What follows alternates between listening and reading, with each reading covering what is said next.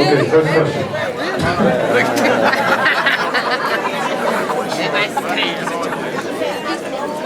All right, black people, we are on a schedule. Okay. All right, let's sit down now. So, Start this. please, girls and guys, We got to start right now. Let's have a seat. Who's not in the air? There you go, see? She's a professional. But she does not know how to turn on the mic. Okay, look at that. And I'm here.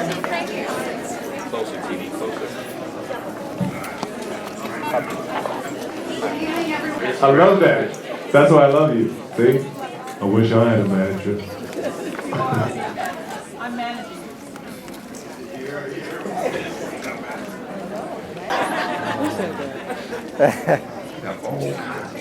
No more than Willie and No, not more than that. It's funny because William's fans tagged me on his Twitter. So that's serious business. I'm waiting for William to pull me in on his next movie.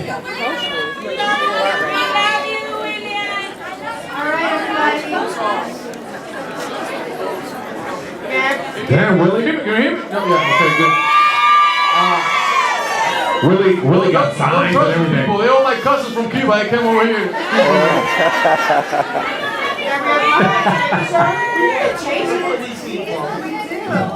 Oh, man. We're gonna ask everyone Nice. to simmer down.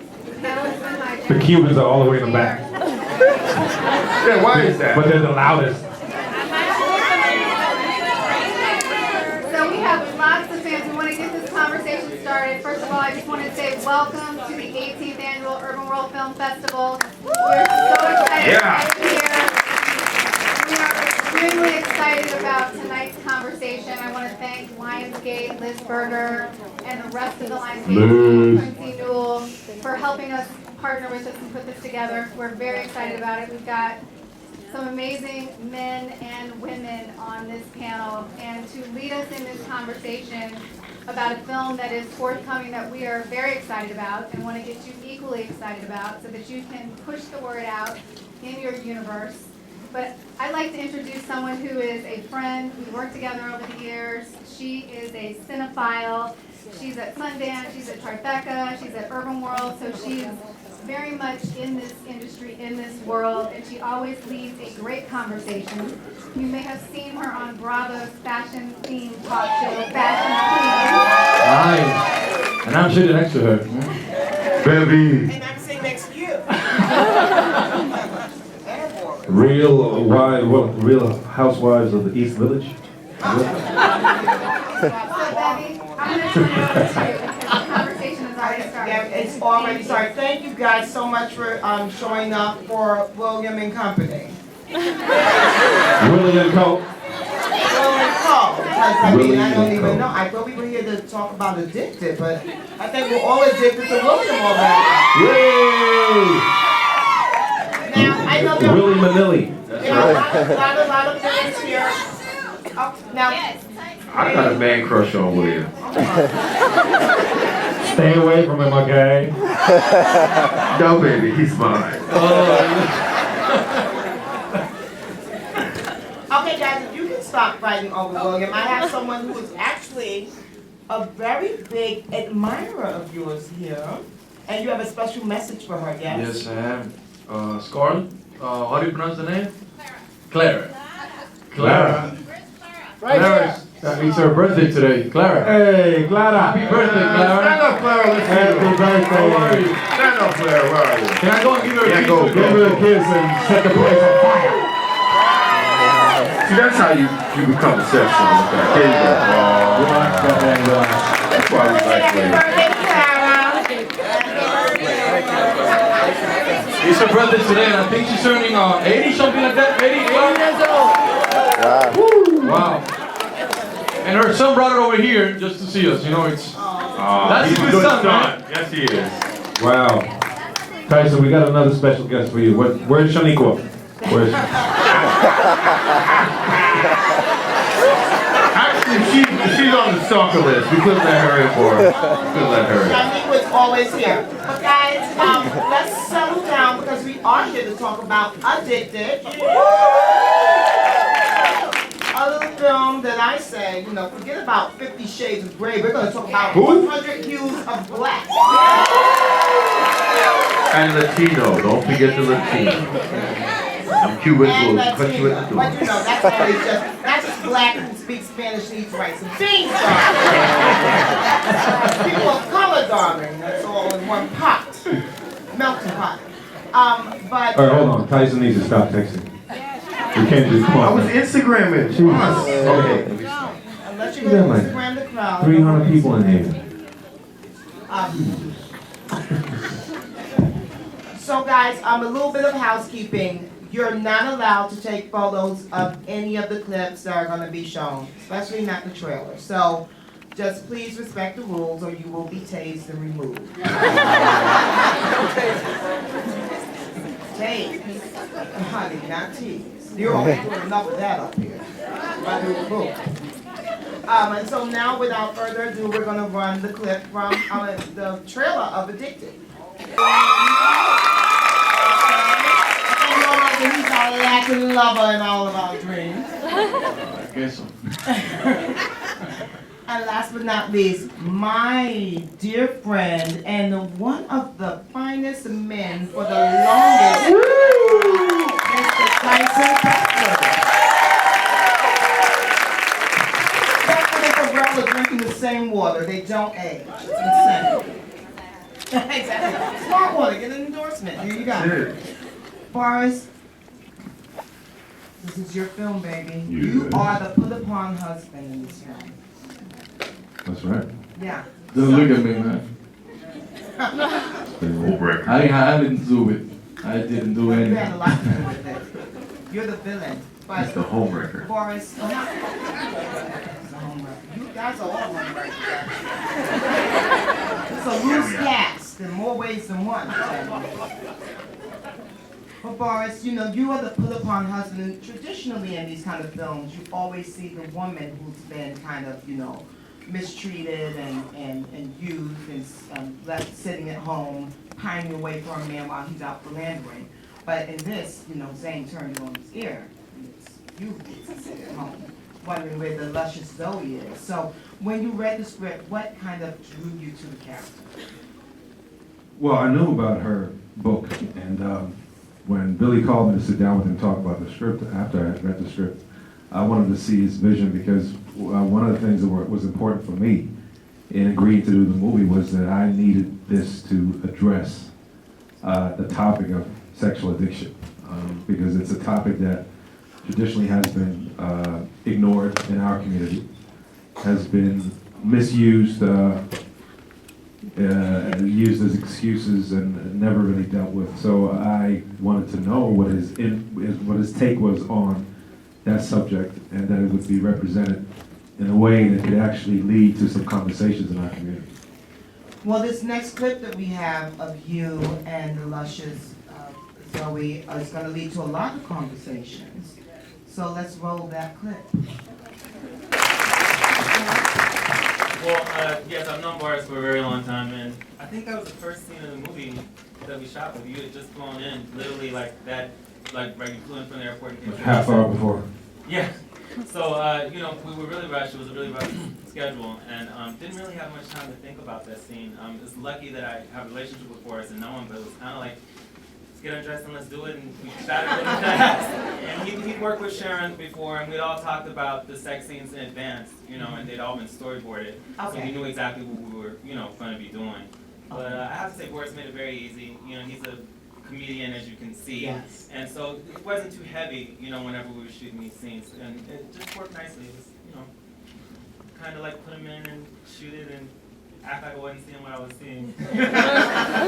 But it was storyboarded in advance. All of it was storyboarded. So it was yes. kind of choreographed. Very choreographed, yes, yes. But that doesn't mean, you know, the actors still make it alive and make it real, you know, but it was storyboarded so that everyone understood what we were trying to get. Yes.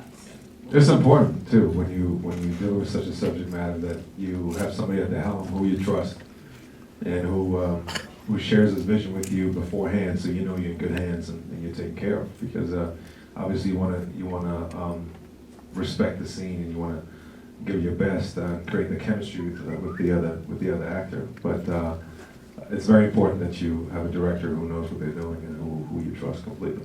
Yes, and Billy certainly knows what he's So it's too bad it was Billy. Yeah, but with all of the sex scenes in the movie, I tried not to overshoot it, because I was prepared, so that the actors didn't, so it was fresh when we did it, and you didn't have to do a million, takes of it.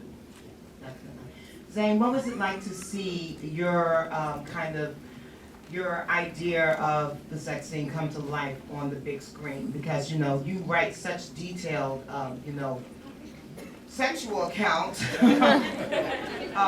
So do you think that Billy nailed it and they did a good job? Yes, I think that Billy definitely nailed it. And from our first conversation many years ago, Emphasis on nailed it. I understood that Billy really had a vision for this film, and he was the perfect choice to direct it. So I was very comfortable that he understood, doing things very tastefully done, but also doing them very realistic. And I think that really comes across in this film. Yes. The way people actually make love and just, bang each other out. Right. But, depending on what the scene is. Billy really understood that, so I think it's amazing. Billy can do it soft, or he can do it hard. It doesn't matter. You're a virtuoso, Billy. Kudos, sir. I'll take that. Okay, and now we're gonna Hey, show. Boris. Yeah. Your first scene was that one, right? Was sex. Yes, it was it. Tyson's first scene was sex too, man. And my first scene was sex too, man. No way. Yeah, what's up with that? Bing, what's up with you, man? I was trying to get it out of the way. Oh, Now man! you all know, I didn't know you guys were gonna find Hey, welcome. Take off your clothes, boy. Wham, bam, thank you. Bam. It's the business. Yeah. Well, the next clip we're gonna see is actually one starring the young Williams, so. He said. That's not half the sexy in Spanish. Yeah, no. And Tyson, I'm sure you can speak some pig Latin or something. I speak good patois. Being from Jamaica. That's equally as sexy. That's Well, it. your character, Quentin, really ignites the fire that threatens to burn down Zoe's picturesque home, darling. So, but this is something that we've not really seen in characters that you played in the past. This is a guy that's, very charming and charismatic on the surface, but has a little bit of a edge to him. Yeah. So what attracted you to the character? I was starting to read the script, and I was halfway reading it, and I called my manager right away and I said, I want to do this so bad. I want to do this so bad. I want to be part of this. It's a great story. It's not only sexy, steamy. It's deep. It's a deep story. And it touches a real addiction. I think sex is a real addiction. It's a real disease, if you can call it that way. It really doesn't matter what you say. It's really a terrible disease that it calls so.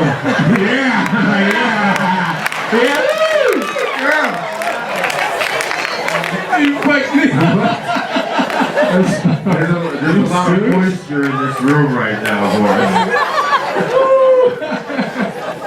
It's a really serious addiction.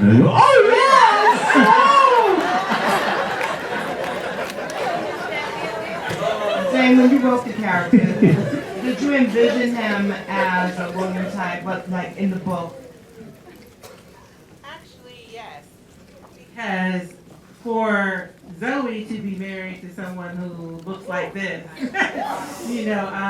for her to finally cross that line, there had to be that edge, that, eroticism, that just, someone that just, like the reaction everybody's having in here. And he did a magnificent job with the antagonist, and I'm just very excited for people to see the whole movie. What she's saying is that in order to really give legitimacy to a disease like sexual addiction, you have to find somebody who is completely unattractive to drive home the point that this is an addiction. So they got Willie to play that role. Just like the No one trailer, wants him. yeah, just like the trailer, indicates, the trailer itself is called Crossing the Line. And it starts as everyone has fantasies, everyone has desires, but sooner or later, they're very tempted to cross that line. Yeah. With an ugly man like Willie. That's what's great about this movie. You know that not about being ugly. No, about they show you why the grass isn't always green on the other side. A lot of people think that way, and it could get you in a big trouble. It could get you in danger sometimes, and that's what I loved about the movie. When I was reading the script, it wasn't just out there, something sexy movie or whatever. It was very good.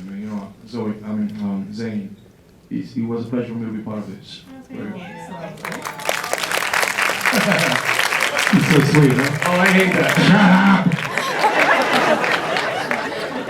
Speaking of the grass being greener, or not being green on the other side, the next clip features our supermodel, Tyson Beckford. Stop it, you're supposed to be my friend. You are my friend, but friends sometimes have crushes on friends. Okay. But when I was watching it, I realized that even though it was like a kind of very brutish sex scene, there was still a level of tenderness there. Just the way you were concerned about what's going on. There was no tenderness. Get the hell out of here with that. What? You trying to make There was. Was there tenderness anywhere in the vicinity of this? Get the hell out of here with that. Are you okay? What did you say, Zane? Banging each other out? That's what was going on there. There was no tenderness. He gets the No, he doesn't. He's shaking his head over She there. came there for one reason, and that's it. There you go. But he's asking her, are you okay? Oh, really? Are you okay for me to bang the hell out of you right now? That's what he was saying. Are you okay? Get the hell out of here. I had a rough day in this. She had a rough Okay, day. the best question then is this. Okay. Did you find any kind of emotional center or core of this character, or were you just playing the guy who's there to bang her out?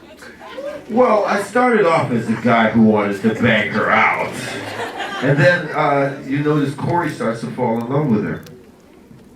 So it's that thing where you want to fall in love with her, but you can't because she belongs to somebody else. So, you just try to fit in when you can. And I didn't know her husband was that big. But he grows to fall in love with her, and Corey becomes sensitive. So the bad boy is it wears down, and scene after scene, he's more, he becomes more sensitive towards Zoe's needs. That's why he's like, what's wrong? How you doing, baby? See, I told you. He's All right. He's a complex character. He's just not a brute, a sexy brute. That's it. And by the way, We were talking about that scene, not his arc. Okay? I don't dispute anything you just said. I just said that scene was about one thing. well, being a woman who's been with maybe one or two bad boys, I know that they're always sensitive and tender. TMI.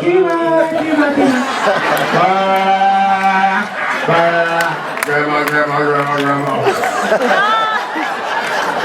No, I'm thinking about grandma. I can't listen to you. Zane, do you believe that every woman wants a bad boy? Oh yeah, absolutely. Absolutely. We all do. Some of us go for it, other ones just live our lives vicariously through the women that we go for. No, I believe every woman wants a bad boy, but it's just at a certain point, a woman outgrows that bad boy, and she wants a bad man in the bedroom, but not, not outside. Not in real life. Yeah. Yeah, so that's the cautionary tale, ladies. Don't try this at home. Don't go out and get some ruffian and try and, make them tender and sweet. Usually doesn't work out too well. No. Cautionary tale. Exactly. Billy, being that Zane is an international successful writer and her books are loved, and worshiped and poured over. I mean, you know, in the subways of New York City, you see women just like missing their train stop because they're so enthralled by a Zane novel. So that was a lot of pressure, I would think, to be the first one to take the foray into making this a big screen project. Yeah, it was very daunting because she has, you know, legions of fans that, as you said, they're fanatical about her work. But we met about this a really long time ago, and on different incarnations of versions of this film. So by the time we finally got to this script and we were really doing this project, we've been talking to each other and figuring out the ways to kind of adapt it for the big screen in a way that would hopefully make everybody really, really happy. So things that I wanted to change, I always, you know, bounced it off of her and got her blessing on it. So hopefully, you know, the fans won't be too angry. You can't make everyone happy, you know, but I think that people will be really happy that we got the true essence of the book, you know, across. Zane, you're a hero to so many of us women because you really give us permission to have vivid sexual fantasy. Permission to have vivid sexual fantasy. Do you, lady? Exactly. So do you find that your books for you are really about women's empowerment, or is it just kind of a romance series? I think it's women's empowerment overall. That's my true goal. I think that when it comes to sexuality, that's usually the area in most women's lives where they're the least comfortable. And if they can feel empowered and liberated in that area, it trickles over to other aspects of their lives. So let's face it, most of us can tell when our female friends are having great sex. And we can tell when they're not. Yeah, You know what I mean? It's a totally different, you know, persona that goes on when a woman has a really good sex life in which she does. I mean, I can personally tell with my friends when they don't have nothing going on. Their skin is dry, their hair is brittle, they're like snapdragons, you know. But when, you know, they're having a great sex life, you know, they're coming over my house making red velvet cupcakes and so there really is, you know, the difference. So. I definitely agree. I actually saw a friend today here, and I said, "You look so good. You're so well rested." She told me. You can really tell. At least I can tell. I got a question. So what does your research look like? I'm glowing on top. She is glowing. My skin's not dry. My hair's not brittle. No brittleness over there. And actually, I made red velvet cupcakes last Hello, night. hello. You can bring us some. I want to taste some. Are you made nice? Red velvet cupcakes for everybody. And I gotta talk to my wife. The cupcakes, so we gotta start that. Gabrielle, are we going to open up for questions now? Questions? Yes, sir. All three of the male stars have big gay followings who are probably going to run to the movie. Sorry, I didn't hear. What? All have big gay followings. Emphasis on big. How did you react when you found out you had such big gay followings? Because if you go online, photos of you without your shirts on are everywhere. How do we feel about it? I feel great about it. I don't mind. I got naked pictures out there anyway. I don't mind. I don't differentiate or discriminate. Love is love, and whatever floats your boat, that's all good. Yes. Your gay following? They're great, man. I mean, I love them all. I mean, I love women. I respect gays, you know. I have an uncle who's gay, and I saw him going through a lot of stuff when I was back in Cuba. You know, it wasn't well known back in Cuba, and well seen. So, I'm sorry, maybe it's not very good looking, so I'm trying to pass You're very good looking though, so we can love you through. But I respect them, man. I respect them. They're all really, they're amazing people, human beings. So you know, you gotta give it to them too. Yeah. That's it. Gotta give it to them. You know? Oh. And the emphasize. Yes. Hi. Hi. How is it to tap into, how is it that you tap into such a sexual character? Is this for all the males? Okay. So she asked, how is it that they tap into such a sexual character? Let's start with Tyson. On three. That was easy. I mean, have you looked at Sharon Will? I mean, damn, like she was beautiful. So when you have a co-star like that, I don't think it's a problem, you know? I was doing a happy dance on my way to work every day. I get to kiss her, I get to kiss her. But it was kind of awkward with her boyfriend there. You know, he was such a nice guy, though. But I had fun, though. Okay, William, for you. You know, the same thing, you know, it's easy when you have such a good cast, and you have good directing, you know, and everybody's willing to help you out and to make you feel comfortable.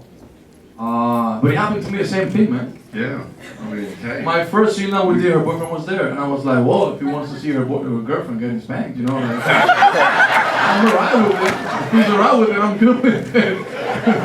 I mean, I had to make it positive. Yeah, for me, I talk to him offset all the time. You know, hey man, how you doing, man? Hey, you know. And then when Billy said action, it was back on again. Don't mind you pounding your girlfriend on the kitchen counter. Oh, I know, you know, the kitchen counter, the office counter. You know, I had her a lot of places. Boris, how'd you drop it to Shoot, that you sexual couldn't find me character? in the same zip code as my wife when my wife shoots her scenes with all these other actors. I would never come to the set for that. But hey, more power to them. I respect them. But you know, to answer your question, as an actor, you try to always put something very personal in the characters you play to make it authentic and real. And we all are sexual beings, so I don't think it was a stretch for us to do that. Thank you. Yes, hi. Up here. Hi. How long did you start production, and then was it hard maneuver? Is that we have to do a better job in supporting the movies that are out there. Yeah. So if you want to see more movies like this one, you have to go and support similar movies that are out there right now. You have to ask for it. You have to demand it. And just because we as a community are underserved doesn't mean we're undeserved. So we have to make our power known to the powers that be. We have to support TV shows. We have to support movies. Go out there and go to the box office and pay for these tickets. Absolutely. If you don't want to watch reality shows, don't watch them, because then they won't make them. But if you keep watching them, they will continue to make it. Yes. And emphasis on paying for your ticket. Absolutely. Yes. No bootleggery. Go in the afternoon like I do. I go in the afternoon, I got it all by myself. Please go see the movie. I just say chase your dreams and you know, shut the haters up, you know, and that's what I did. I took acting classes, went to acting school, and didn't go as much as Miss Beth Ann wanted me to. But I also, you know, there's a lot of sacrifices you make to get what you want in life, and I think you should just go for it. I mean, I went from, you know, being the top male supermodel down to going to film, and I think if I can do that, you guys can do it too, you know. Not be a supermodel, but I got that covered. So. But you know, you can go from one to the next. Well, yeah, I know this must have been a tough transition for you because, you know, as a Spanish-speaking actor and actor in native language, and now you're here in the U.S. making films. So what kind of words of encouragement can you give to young actors out there who are going through similar kind of cultures? Well, I was born and raised in Cuba. Cuba, not a lot of people know about what's going on in there. It's a communist country, and you know, we will get a bread a day per person. You know, we will go and get half a chicken per person a month. We were not allowed to buy more, you know, and all these things at a young age, really young age. You know, I was 14 years old, and I was already planning to get myself on a boat and leave the country. You know, because you don't see any future. So coming over here right now, I see myself doing what I always wanted to do. You know, back then it was a dream. And today to be here and see it a reality, it's amazing. You know, I thank God every day for it. I'm enjoying it every moment of it. You know, and I'm just, you know, trying to keep doing it best. I didn't know any English. Not I know, not right now. But I know a little better. Getting better by the years. And you know more than enough of us ladies in the room. I pop that. But I thank God every day for it. You know, I believe in God, and I believe in, you know, when you work hard for something, you will achieve it, you know. Boris? Corroborating what William just said, it speaks volumes for someone like him, coming from a non-English speaking country, to do what he did. I can relate to that very well. But I think one thing that you all have to know is that there's no universal path. Everybody has their own journey. And I think we've sort of been brainwashed by the media to think that we all have to be millionaires by age 20. And we have to be famous and drive a big car. And you have to just chill out for a minute and understand that everybody has to walk their own path. And what's even more important is they have to walk that path at their own time. So there's no rules and regulations. Everybody here has a purpose, and everybody here has a destiny to fulfill, and that you're in charge of that destiny. And that when you put your mind to it, when you're prepared, when you're willing to, like Tyson said, when you're willing to sacrifice, absolutely anything is possible. But don't look to your side. Don't look at the person next to you and what they have or what they do, because what they do, what they have is not necessarily meant for you. And once we realize that, I think we can breathe, we can exhale, and we can be okay, and we can embrace who we are and love who we are, and then go from there.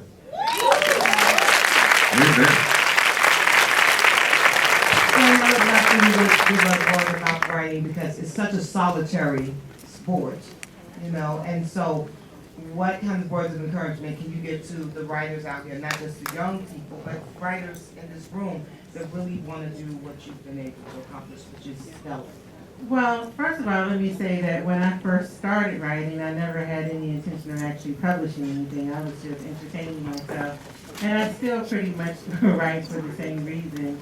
I think that too many writers concentrate on trying to be competitive. And like Boris just alluded to, I'm always consider myself like a horse. You know, in the horse race, when they put the blinders on the horse, I'm only looking at my finish line and not concentrating on what the people beside me are doing. But I did finally write a book called Infinite Words, A Comprehensive Guide to Writing and Publishing, that comes out next year, that I really do cover all of that stuff. But most importantly, it's just to be passionate about what you do, be disciplined and determined. Because I get so many emails of people saying they want to write a book, but they haven't even started it. And so the beginning process is actually sitting down and writing it. And Billy, you transitioned from a video director to a film director, and also television, of course, the game. So just so you guys know, Billy did Honey, Beauty Shop, and multiple episodes of the game, like 12 or 15, something really, a lot. Yeah. So what was it like to transition from doing videos to doing, you know, TV and film? Well, I always wanted to direct film. I always wanted to do that. Boris, I met him when I was doing videos. I knew Tyson back then. Thinking about what they just said. I'm not going to talk about the video. Anyway, but, you know, they knew my dreams. I knew their dreams. And very much like what, you know, Boris and Tyson and everyone, I know William's story as well. I didn't know him back then, but it's a similar story that we've all had, where we have different paths, but we worked really hard and kept trying to figure out a way to get to our dreams. And I had a bunch of different ways that I thought I would finally get to doing movies. None of the ways that I thought it would happen, you know, kind of happened. It happened totally in a different way than I thought it would. And so I kind of wanted to go back to what you were asking for, you know, young artists. If you're a young filmmaker trying to make it, you should just keep pushing, because you never know how your break is going to come. You know, my big break to do Honey came from Andre Harrell, who I knew from, you know, doing music videos and actually from wanting to be a BET interview.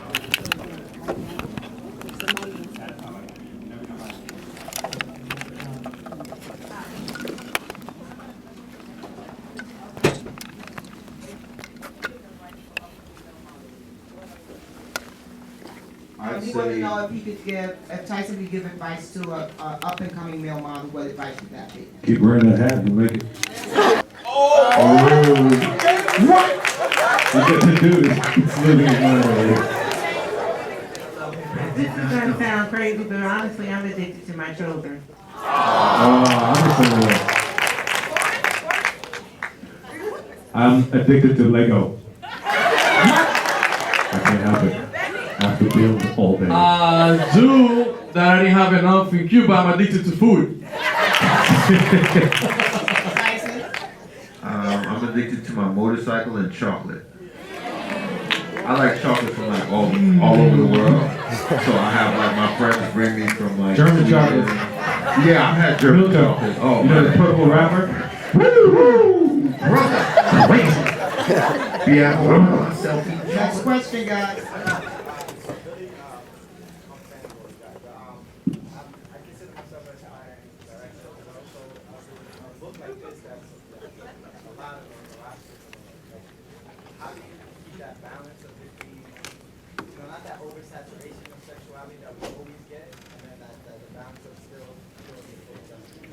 Yeah, well, we're driven by the story. I want to know about the balance of overt sexuality, but still keeping the spirit of the book, but then also keeping the class. Yeah, it was very challenging because I know how many people are fans of this book. So, especially the lead actress, Sharon, when we talked about doing this movie, we made an agreement with each other that we weren't going to stray away from the sex. We didn't want it to seem like we were afraid of it. But at the same time, when you're making a movie, it's a bit different. You read the book and you can visualize things in your head, but it's different when you see it on the screen. So I was very aware when we were doing the things of trying to be, cognizant of how far to go, but not to go too far. But I definitely went too far a few times, and we edited it, to make sure that we, had enough. But which scenes did you go too far? you know which scene that was. In other words, we didn't do that umbrella scene or the nacho cheese scene. Yeah. Everybody, I keep getting, that's all I get is the umbrella and the nacho cheese in the movie. Yeah. Yeah, but what's definitely something that I had to pay attention to. Warcraft? Do we have time for one more, guys? Okay, we have time for one more question, and I need someone who's gonna give a good one. You look so innocent. You gonna give me a good question?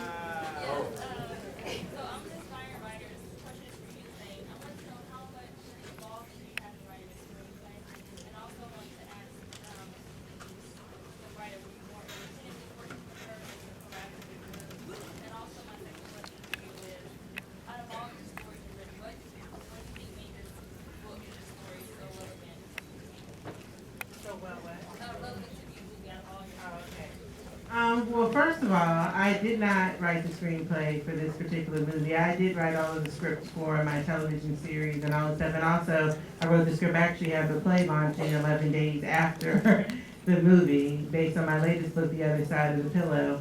For me, Christina Welch, again, when this first started many years ago, several writers did pitches of their vision of the movie and how they would translate the book into a film. And I felt most comfortable with what she saw as an adaptation of it. And honestly, with Addicted being a 95,000 word book that had to be cut down, I think I made the right decision by not writing the script, because I actually was initially asked if I wanted to do it. Because back then, I don't think I could have really cut it down effectively if I felt like I was chopping at one of my children. Now this many years later, I'm very comfortable with writing scripts, and I write scripts really every day. So, yeah, it's interesting. The second part of your question was, why did I feel Addicted was relevant? I think Addicted is, when I wrote it, it was an evergreen story, and it's still an evergreen story. Because many women are dealing with a lot of situations where they don't communicate with their mate, where they aren't transparent about who they are, and it leads to difficulty in their relationships. And the overall premises of Addicted back then made sense to me, and they make sense now. We are, as adults, a direct reflection of who we were as children.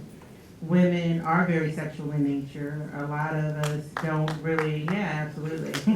A lot of us don't really address that, and we tend to act like missionaries for men instead of telling them what we want and what we desire. And a lot of women live in misery because of that. So it's evergreen, and I believe that women 100 years ago probably even had it worse. So, and it'll still be relevant 50 years from now. There will still be women who feel that they can't communicate with their mates openly without fearing being judged. And that's a really big issue. Well, thank you guys so much for being a part of the conversation with Boris, Tyson. Thank you. Wait, please. Thank you, everybody. Everybody, could you guys wait? Hold on, guys.